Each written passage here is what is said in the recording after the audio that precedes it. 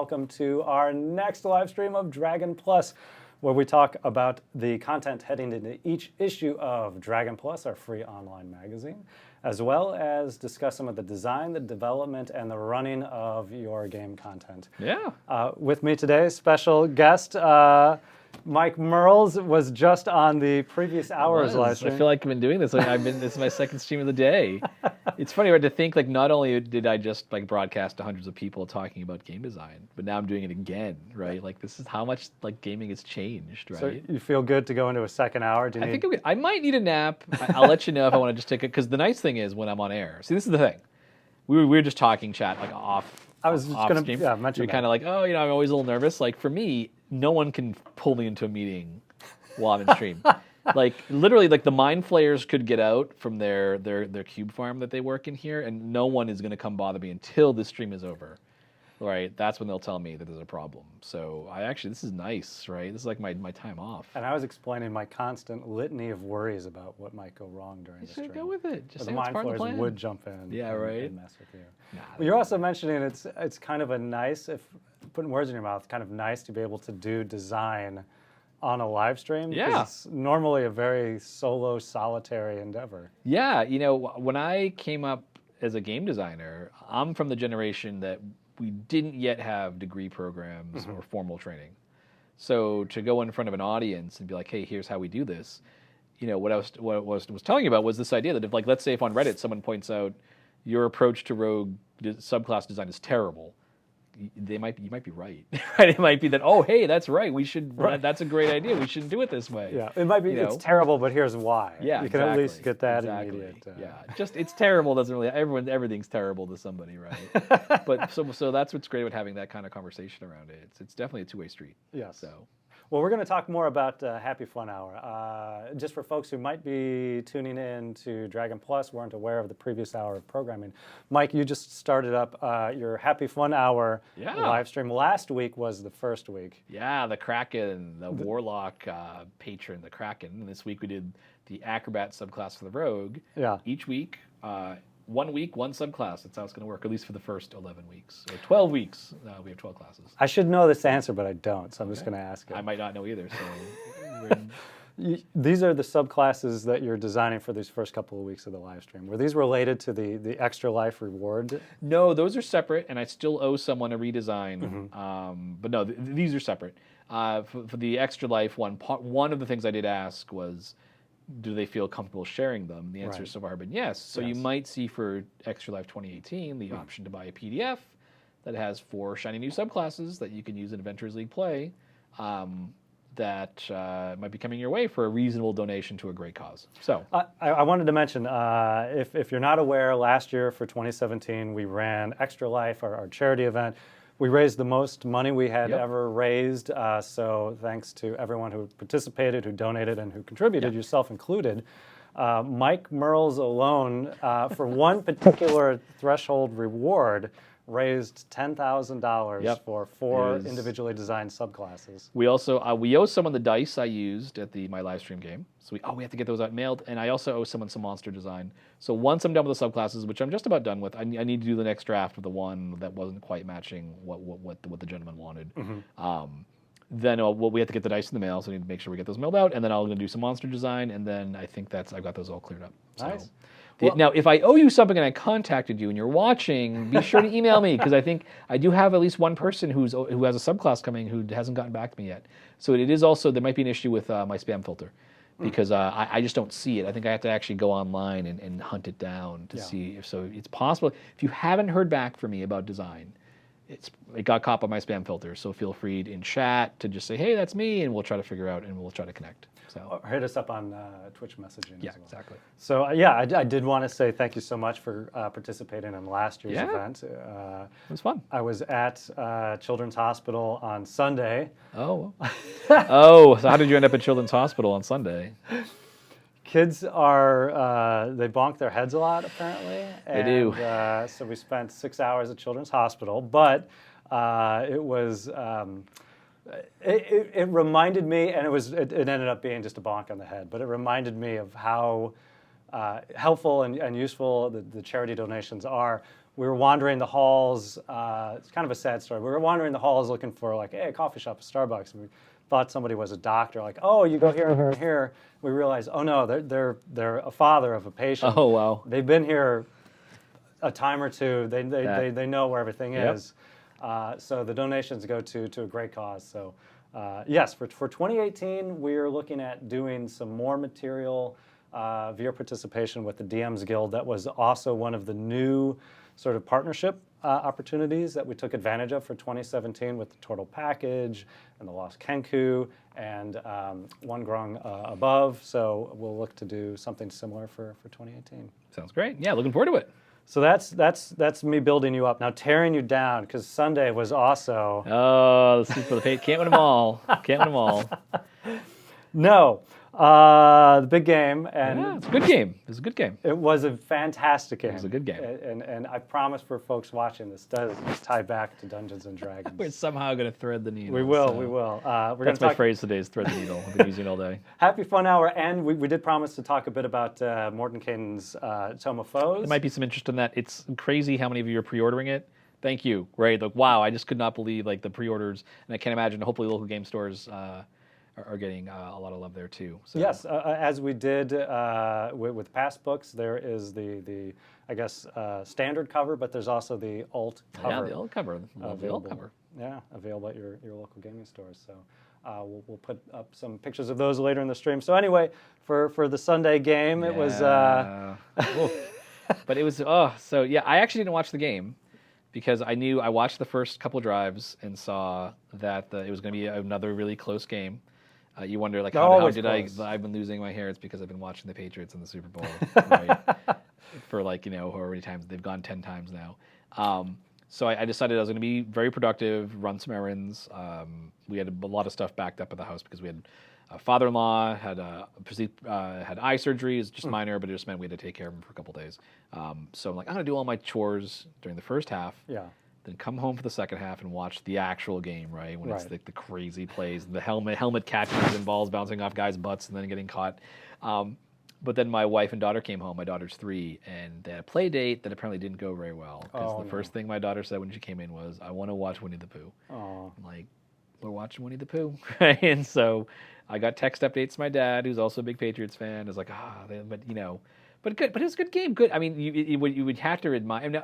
What you have to admire in the Eagles was to have their starting quarterback, lose a starting quarterback, and come back. Now, Nick Foles was a pretty solid quarterback. Yeah. Right? He had some good years. And then really when the Patriots had the ball back with 2 minutes, like, is this when Tom Brady, but a great defensive play to come through on the pass rush, force a fumble. I thought that's what teams need, right? And that you can't argue. That's just a great play. Right? My joke was I thought Tom Brady tucked it. I'm surprised they called it a fumble. Yeah, clear fumble, right? But that's it's a defense saying, you know what, it's a shootout, but this is our time to make a play and just really taking an opportunity and winning that one-on-one matchup, to cause a fumble and then grab it. Hey, that's a great play. So I can't get salty. I was hoping for the Hail Mary at the end. Yeah. Only because as a football fan, that means I get to watch one more play. Yeah. It's not over yet. There's still one more play to go. It's like watching, overtime is fun in any sport. So this was my D&D, this is my deft parry. This is how we're going to tie it back. So it's not just us talking about sports ball while our audience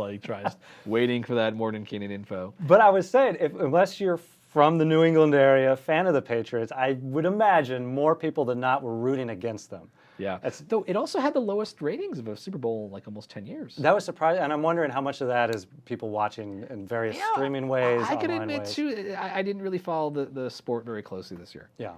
College football I thought was a really great. I like the SEC. I like following, and I thought the national talk about national. Okay, now we're gonna talk about college football. People don't like sports ball. Right, enough with sports ball. Literally, Alabama is getting walloped by Georgia. I was rooting for Georgia. I gotta admit. Yeah. So I've had 2 championship games where my team lost. So I was pulling for Georgia because I like the state of Georgia and I like the team. Yeah. And then they literally put in a freshman quarterback. I thought the quarterback was injured. I'm like, why did they switch? I was asking people at the bar I was at, what's going on? It just wasn't clicking. In Alabama, it's great, and that just shows the depth of a guy. Again, same thing, like the Super Bowl.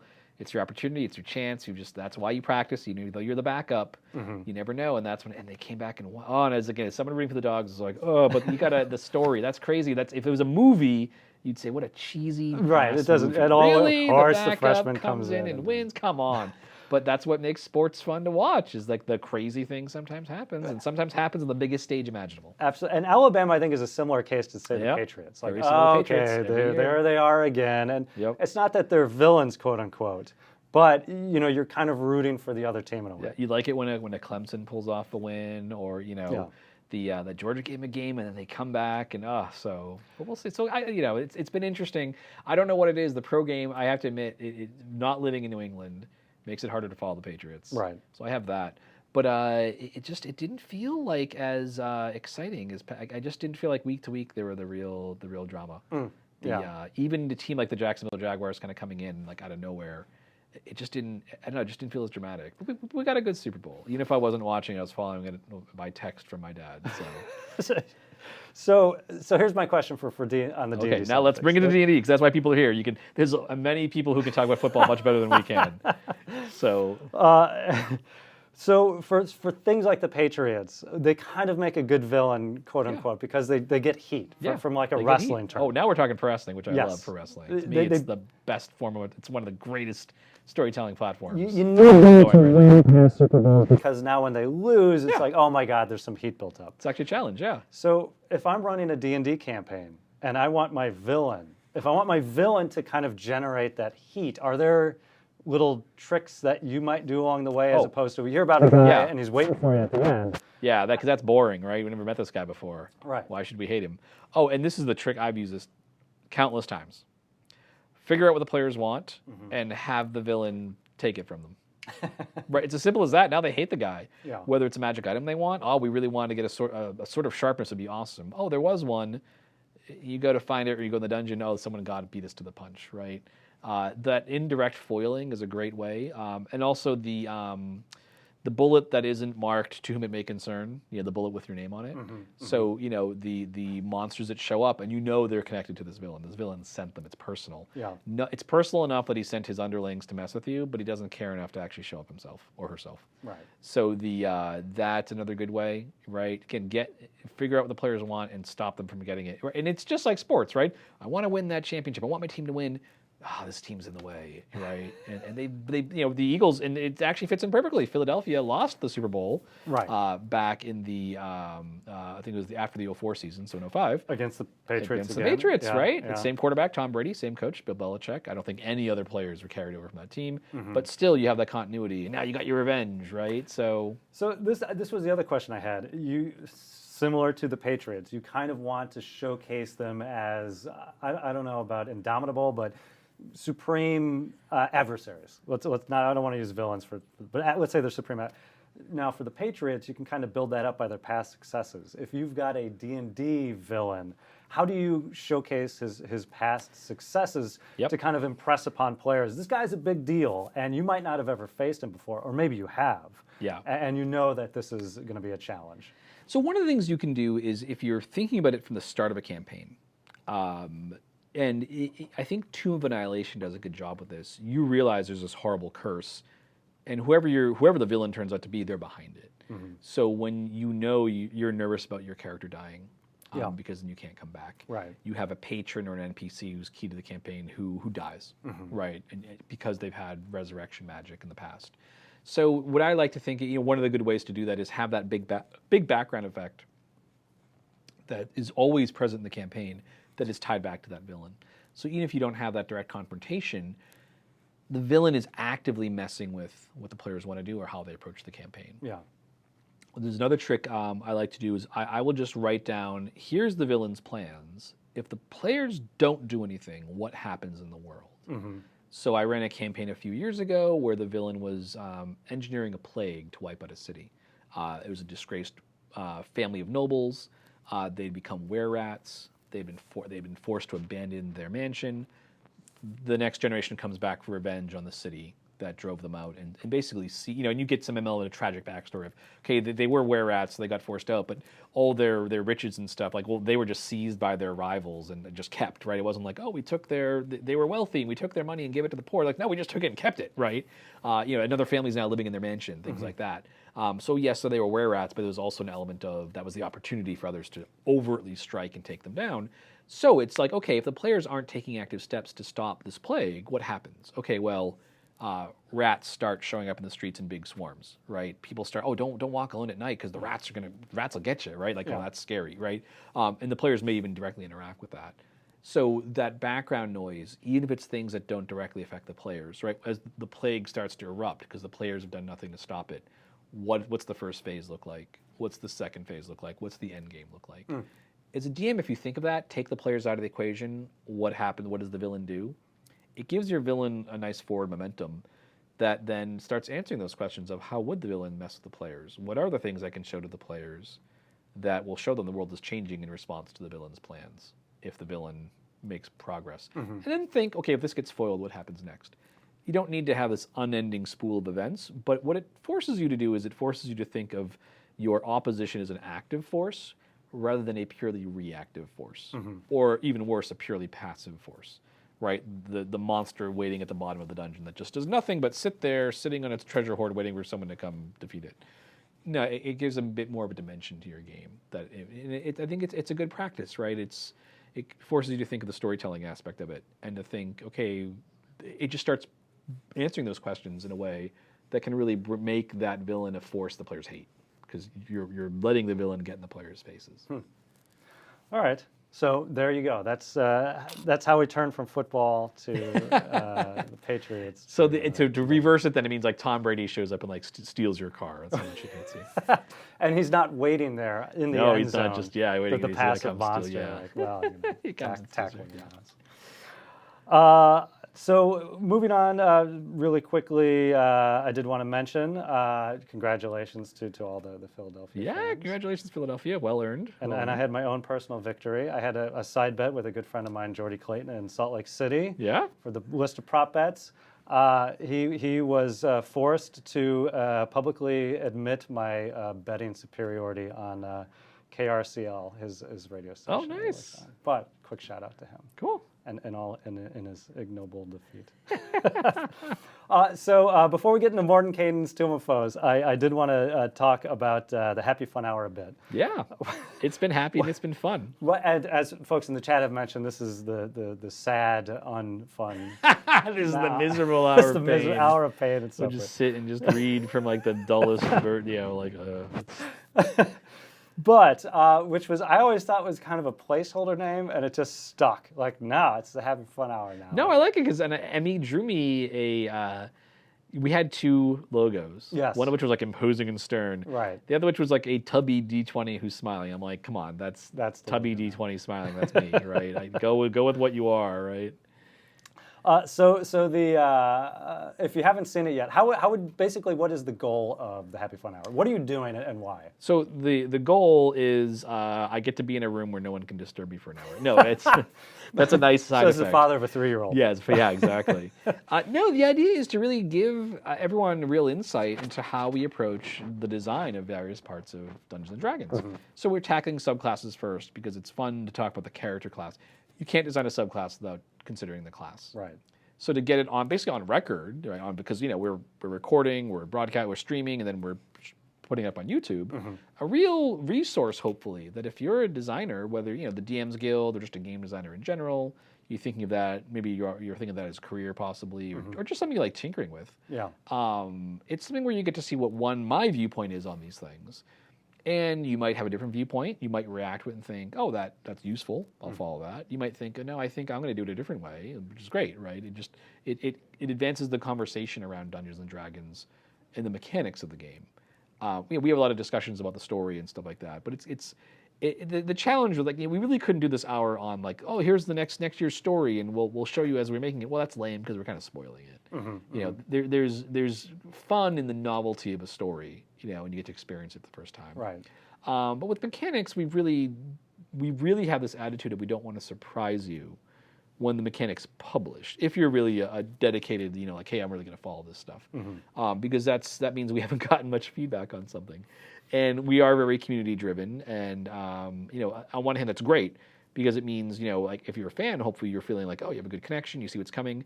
It also helps us means we're just play testing the heck out of things, so we can get a lot of feedback and make sure things are working, and really thinking of the mechanics as the service side. So this is a natural extension of it, taking it from showing you the results to now showing you the process. You're not getting the full process in the sense that you're not necessarily, the format's a little hard maybe to do a meeting. But we did talk about today, like maybe there'd be like a, Jeremy Crawford or Kate Welch could guest on one episode and like, so okay, now here's what got designed, now I'm going to refine it. Or do their own design, like, okay, here's something that I would build. So we'll see as we evolve, like a lot of things, we'll see where it takes us. But at least for the next 12 episodes, we have 10 more episodes, just doing some 2.5 months of subclasses. And then we'll see what we'll do from there. Maybe do some more subclasses, maybe do some more races, whatever. There's a lot of stuff we could cover. So, or maybe just me talking, or maybe taking a nap for an hour. I think the drop-off on that would be, But if you haven't tuned in yet, it is 1 p.m. on Tuesdays immediately before the show. And if you're curious about designing Dungeons & Dragons game elements, how the process works, you're sitting there in front of a blank sheet of paper and you want to know how to get started, this is good tutorial advice for Yeah.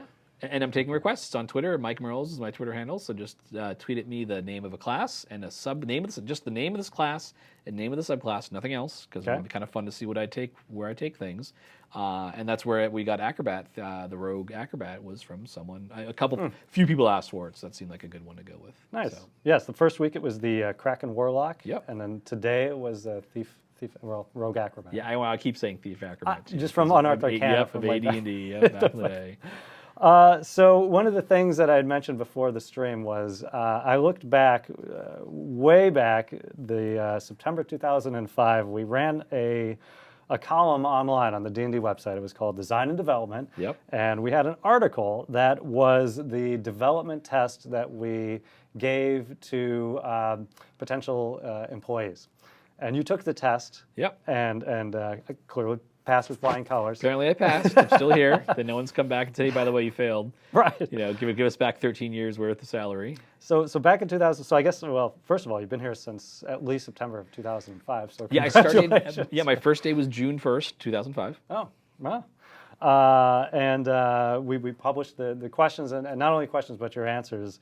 I was going to review some of these with you because I know they've changed. They've changed a lot. Not only have the answers changed, but the entire framework has changed. Yeah, yes. So this was back in 2005. Obviously, this was relevant to 3.5 edition Dungeons & Dragons. So the first question, it wasn't even the question for you. It was the question that prefaced the test. Yeah.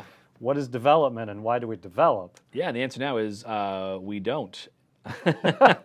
We don't. There's no role called developer anymore. They're just game designers. The theory back then was you have design, which would come up with the content. Then developers would ensure that material content fit within the 3.5 system. But what instead happened was, in part because of the volume of releases, we're doing more than one book a month back then. The designers would design, then the developers would design, because there wasn't bandwidth for the developers to send something back to a designer for any real revisions, because the designer was too busy working on the next project. No sane project manager or scheduler would say, okay, now I'm going to schedule 2 weeks. Though actually, thinking through this creates some good incentives. If you do a great job, if you do such a good job designing this that the developers don't need to send it back, you have a week off, because this is the week we set aside for going back and redesigning. Right. No one was willing to do that. Though you could argue that actually be a good incentive. I want to do a great job the first time. It means I get time off. So everyone gets extra time in the schedule. So there wasn't time for the designers to go back and redesign because that time was filled with the next wave of design.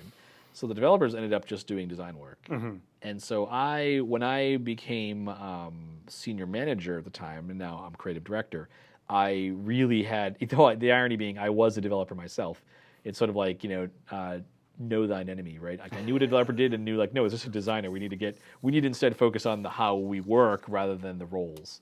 So we don't have developers anymore. We just have designers. We actually don't have editors anymore. We just have designers. I think this has come up a few times now. I don't know if I've talked about it on stream, but we see the English language, that's our development environment. Other designers work in Unity or in the Unreal Engine. Our engine is the Chicago manual style, right? It's the English language. So when we say someone's editing, what that really means now is someone's copy editing. They're just checking spelling. That's not fair. They're checking spelling, they're checking grammatical fidelity to the general rules of English. Right. But they aren't game design. We define anyone who changes how a rule works as a game designer, because they have to understand how that change will affect the game as a whole. Now, you might be a narrative or story designer, that's the what do you do in the game, or you might be a systems designer, which is the how you do that in the game. But those roles didn't exist back then. Now this is 13 years ago. It's a really long time. Doesn't feel like it, but it is. So obviously that's not a change that happened like in a moment. That took 13 years. It's a gradual change, but it is a change. So the return of the design and development column, it's hit its first hurdle. It'd just be design and design. Design and design, and some design. Yeah, a little more design for you. More design on top of it. Just for fun and just because we can, let's see if you remember the answers to some of the questions and how you might answer them today. Oh yeah, the answer. Yeah, this is gonna be fun. So the first question back in the 2005 development test, was in D&D, class and race are crucial elements that define a character's role in the party, his or her place in the world. It's no coincidence that they're among the most important game mechanics for developers to understand. With that in mind, which may or may not be true anymore, but with that in mind, what is the most powerful class in the player's handbook, and why? So this would be an enormous philosophical shift. Back then, the answer was cleric or druid. Right. And now the answer is... I believe you answered cleric. You had answered cleric, yeah. And now the answer is it depends. And I'm being straight up serious. Like we see power as first, it depends on what the feedback is, because we're serving the player base. And then it depends on, well, when you say powerful, what do you mean by powerful? Do you mean just in terms of damage per round? Do you mean then within damage per round, like 1 round, 10 rounds, 20 rounds? Do you mean in terms of how you can affect the story? Do you talking about the 3 pillars? Are we talking about combat? Are we talking about interaction? Are we talking about exploration? So now what we do know is okay, now I'm basically saying what is, right? Like, okay, that's all really nice. But what we would look for today, now to be fair, back then I believe, and we talked about, the answer wasn't as important as the why. Yes, I think with a lot of these questions, it was how is the question being answered, not what's the answer. But I think an answer we might ask today would be something like, how would you judge something's power in Dungeons and Dragons? We'd be a bit more, little refine it a bit in how we'd ask it, so rather than saying, hey, what's the class? We'd want you to, an applicant to show us they understand what power means in a tabletop role-playing game. And so we would want to look for things like, well, it's your ability to affect the story, it's your ability to really to exert, expertise in one area that other classes can't dabble in. And we'd also say if someone was to really tackle it very mechanically, they might say, well, the wizard's the most powerful class. Which is interesting because from if you just mathematically analyze the game, you'd probably say wizard. But if you're to ask players, they a lot of them say fighter. The fighter is very highly rated. And then understanding, well, why would someone say a class like the fighter, which might not do the most damage per round, why would people see that class as powerful? And understanding that is an answer someone could give you and they would be legit honest with you. And rather than saying, oh, they're wrong, what's important now for the design of D&D is to go, well, here's why someone might think that. And to understand that, and then to really be able to connect the play experience back to the design. So yeah, that's what, and we might even say like, okay, why would you say the fighter is the most powerful class? Why would you say the bard is the most powerful class? We'd want to look at those kind of dimensions for the answer. So. And obviously the same, I'm imagining the same explanation for the follow-up question, but just for the original answer, do you remember the least powerful race in the player's handbook from back then? I think I said half-elf. You did say because I think they had pretty situational abilities and they didn't have the same ability score bonuses. Right. Yeah. A little of this, a little of that, but not so much in anything. And you saw it, I don't think many people played half-elves back in 3rd edition, and we see a lot more people playing them today. I'll skip down a few here, just so we have some time to talk Mordenkainens. But the last question that seems relevant to today as well as back then was, Can you please describe a game mechanic from a game other than a role-playing game that you think is good, and explain why you think it's good? Yeah, this is funny because I remember my answer. I said Halo, the shield mechanic in Halo and Halo 2. I think we were on Halo 2. I don't think Halo 3 had come out yet. And if you remember playing Halo, were there health packs in Halo? I want to say there were still health packs, but they weren't as important because your shield recharged. Right. If you went long enough without taking damage, your shield recharged. Yeah. And I liked the mechanic at the time, being someone who liked first-person shooters, and I played a lot of like Wolfenstein and Doom, the sort of the id family where, you know, you just had your health, and as you took damage, your percentage went down, and you just were always hunting for health packs. You either just not take damage to maximize your health pack efficiency. That was the first time I'd run into a mechanic like that in a shooter, and liked how it made healing more tactical rather than strategic. Right? You just, if you could find a safe spot, your shield would come back, then you could go re-engage. And I like that change. I think it made the pacing in Halo feel distinct from other shooters I'd played, and allowed for a lot more varied gameplay. And Halo, it's such a Halo 1, just fantastic environments to play in. You know, I love the expansive nature. The first time you crawl out of that escape shuttle, and you have to cross that little narrow bridge, and the Covenant dropship goes overhead. Like, you really felt you were in a world the first time in a first-person shooter. I still remember the first time playing that, and I hadn't been online much to get any of the spoilers, and then you hit to the chapter with the flood. Just like, what is this? Yeah.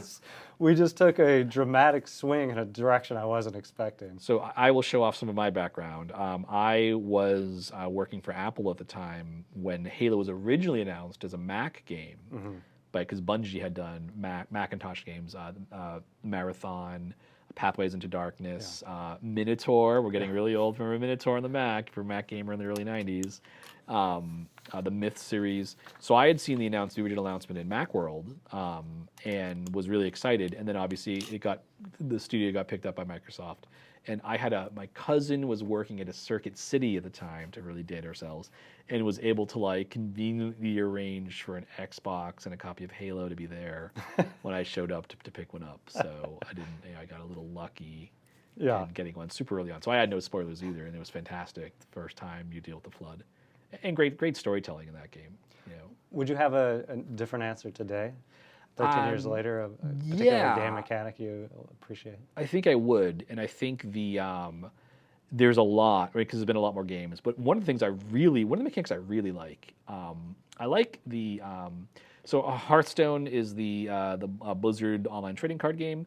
I like how they use the death rattle. There's a mechanic called death rattle, which says when you play this creature, when it dies, something happens. There's a mechanic called battle cry, which is when you play this creature, this thing happens. And I really like how that combines the feeling of casting a spell with also bringing a creature into play. It really makes the mechanic of your card game more efficient. And it means that this is a mechanic that triggers. Once it triggers, I don't worry about it again. So there's something kind of nice. If I play this creature, something happens, like maybe I do damage to another creature, and now I have a creature in play that I'm just going to play as a creature. So it's a nice management of your complexity. And so that's something that it's part of my appeal of that game, of playing it. I also really like, it's not a mechanic, but it's more of a mechanical framework. Another Blizzard game. Notice a trend, right? The playing Overwatch, right, where I really love how each hero feels so distinct. Yeah, that's not mechanical design in the sense of like, here's a mechanic, but it's more the framework design of, they have a game where you can play a genetically modified ape with basically a bug zapper who jumps around with a jetpack, and then play a time traveling test pilot in the same game, right?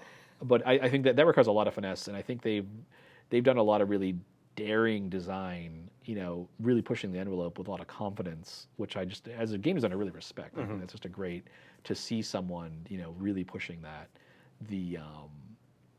So yeah, and then those, not coincidentally, those are two video games. When I have time to play video games, I've been playing. So I just having we call her three-nager. She's 3 years old, but she's got a lot of teenager attitude right now. So which is fun, but it does take up a lot of time. I think we're all allowed to discuss games outside of the Wizards of the Coast. I hope so, because I just did. Not, so we'll find out. This is being broadcast. So so before we run out of time, let's please talk a bit about Mordenkainen's. Yeah. So what do you want to know? So I know about the game as of the book as of 9 months ago when I finished the design and then went into layout and editing. What we'd call final design. But yeah, editing essentially. So we did a bit of a rolling announcement. We've got the covers up online at the moment to take a look at. Oh, so now I can just totally just take off my shirt and relax. 'Cause Well, they can't see it. there's still me to consider, but no. Okay. I'll just take off my shoes. How about that? So you were on the Fireside Chat with Nathan. Yeah. We talked about just the existence of the book and getting the name out there as well. And then on Monday's Dragon Talk, Jeremy Crawford and Kate Irwin. I believe Kate Irwin. Yeah, Kate was in the studio yesterday. Talking about Mordenkainen. They were talking a bit about the Get the Yankee. So let me just pull a bit of the overview we have from the product page and ask you. I'm going to pull out one snippet of that to ask you about. In addition to Mordenkainen's musings on the endless wars of the multiverse, the book contains game statistics for dozens of monsters, new demons and devils, several varieties of elves and dwergar, and a vast array of other creatures from throughout the planes of existence. So I'm a fan of demons and devils. Cool. I liked when they were called demons and devils. Yeah, I just still pick like one that they're side. called Yeah. demons and devils. So what can you tell us a bit about, I guess, their place in the book, their characteristics, backstory? What's being said about them? So the book really focuses on the Blood War. And what is the Blood War for folks who might not be familiar with that? The Blood War is it's a war. Hey, what do you know? We call it a war. 'Cause it's a war. The demons and devils are locked in what has so far been an endless, direct physical struggle. The river Styx flows through the lower planes, which includes the Abyss and the Nine Hells. And normally, demons and devils, they can't use magic to travel through the planes. They can walk. If there's a portal someone opens from the Abyss to somewhere else, they can just walk through it. And if someone calls them, that they can heed the calling.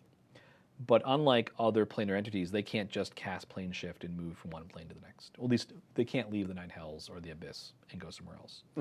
So what they do tend to do is they follow the river Styx, which flows through all the lower planes, including the Nine Hells and the Abyss. And this naturally just brings the demons and devils into conflict because they can, right? They would love to attack other planes, but it's much harder to travel through them, so they vent their aggression on each other.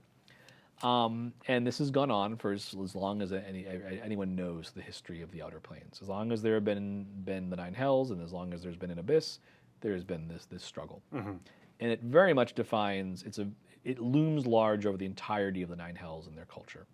And the Nine Hells, for any demon lord, loom as a very appealing target, as a place to go to get loot, right? To prove yourself in battle, to increase in strength and power, and to get gold, treasure, magic items. So, going back, it's a bit NFC, AFC? Yeah, a little bit, yeah. Okay.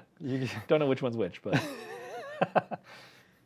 So that's the struggle that has defined the two of them.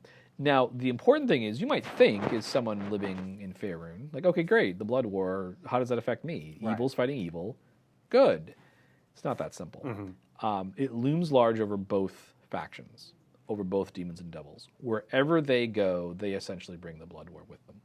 And when you're talking about pure lawful evil and pure chaotic evil, that spells trouble for everyone. So you could imagine the Blood War is raging. Both sides are always looking for an edge. If a demon lord was to hear of potentially an artifact kept in a temple somewhere in a world of material plane that could help tilt the balance in the favor of the demons are going to want to get it. Right. They might work through a cult. They might work through someone who's in league with them to try to gain power. They might try to find some way to get demons called to the material plane. That's the kind of thing when demons and devils make bargains with people, the Blood War drives that.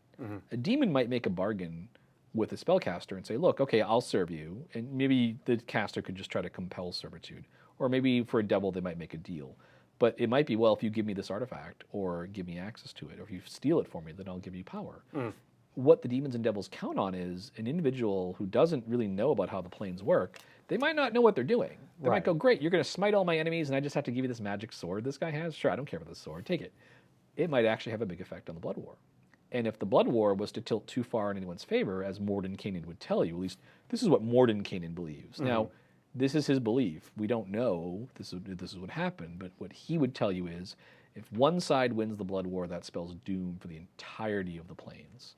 Because the side that wins will quite likely then have the power to overrun the entirety of the outer planes, then overrun the entirety of the inner planes. So you have, in Mordenkainen's view, these idiot mortals who keep doing things for demons and devils, not understanding the repercussions of their actions. They keep potentially throwing things out of whack. But it does mean that if, for instance, you had a kingdom dedicated to devils in a D&D world, it would be beset by demons. Because the demons would recognize that that's a useful tool for the Blood War, and so that would be a natural, source of tension there. It feels like there's a lot of good potential campaign options where you might feel like you're doing the right thing against the demons or the devils, an equally good-minded force then might oppose you because you're now upsetting the balance of the Blood Wars. Exactly. Like you might deal a crippling blow to a devil, and that might create an opening. Or even just the fear that it could, like, well, this on its own, and then the next thing it causes, but like you can see that chain of reaction, or maybe it could tip the balance. We don't want that balance tipped. So really a lot of it is like not only just showing, here's the Blood War, but we don't want to just stop there and go, yeah, it's two sides fighting and who cares? It's two sides fighting, and it essentially every square inch of the cosmos is a potential battleground in the Blood War, either directly or indirectly. If you're fighting demons, you're also going to end up fighting devils, because it's rare that the two of them aren't intertwined in what they're doing. So it does, motivates. The idea was to really get this sense of it can motivate a lot of adventure, a lot of storylines, and really influence some of our storytelling going forward. And unless I'm mistaken, that felt like a bit of a theme throughout Mordenkainen's Tome of Foes. Yeah. Some of the, and we said it in the tagline, some of the great conflicts in the multiverse. We really want to show off that these cosmic struggles, while they loom as really big background elements of the game, they can really come to the fore in a specific campaign or an adventure. You can really sort of connect those dots and make it come to life in your campaign, even at low levels. Yeah. Have you used demons and devils in your games or in memorable ways? Yeah. In my home campaign, so the little setting I've built, there aren't any gods, and so a lot of people worship devils because devils can offer contracts. Which then... How does that work for clerics then? Oh, you can be a cleric of Asmodeus. Okay. You can be a cleric of absolute law, which kind of, in my campaign, kind of ties into technology.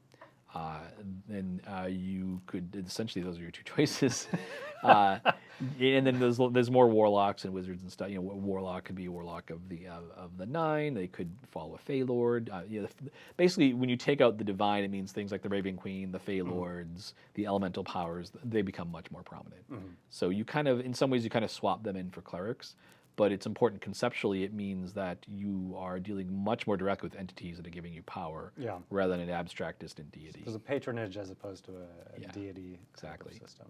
So anyway, you use them in your games as potential patrons for players too. And similar, do you pull in the Blood Wars about?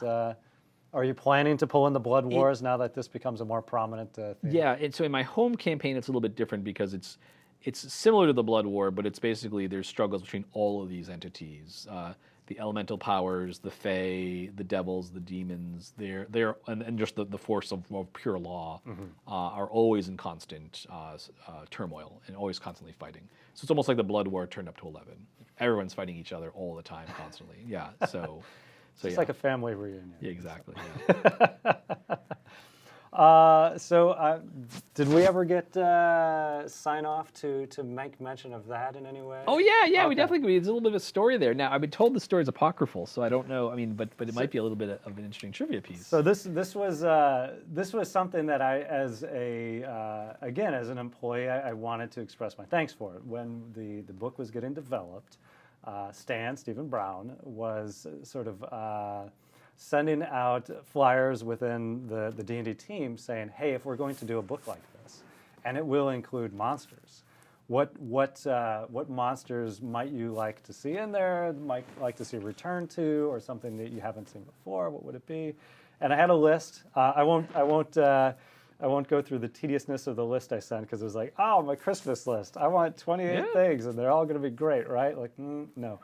But I had one question where it was the Player's Handbook Idol. If you remember the cover of the Player's Handbook, and they're stealing the gemstone. From AD&D. From AD&D, stealing the gemstone from the idol. I said, I don't know if people know, and there actually is an answer. I don't know if people know what the Dave Trampier idol was supposed to be, but could we make that into a monster? But apparently there is. We did it twice.